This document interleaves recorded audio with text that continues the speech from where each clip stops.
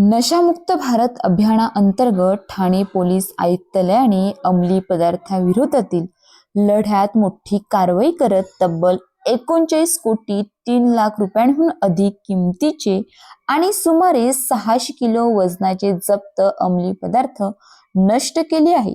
26 जून जागतिक अंमली पदार्थ विरोधी दिनाचे औचित्य साधून ठाणे पोलीस आयुक्त आशुतोष डुमरे यांच्या आदेशानुसार पोलीस आयुक्तालयाच्या हद्दीतील विविध पोलीस ठाण्यांमध्ये दाखल असलेल्या 112 गुन्ह्यांमधील जप्त अंमली पदार्थांचा केंद्रीय मुद्देमाल नाश।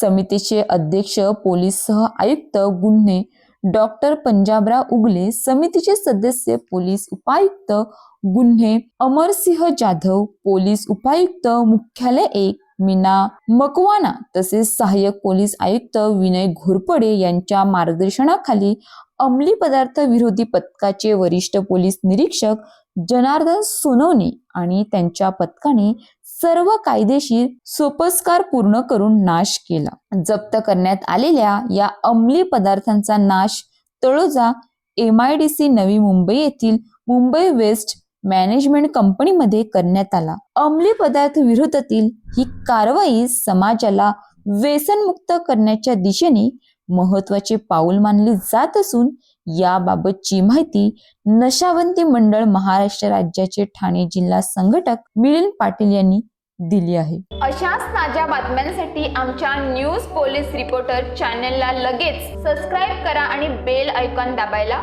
विसरू नका।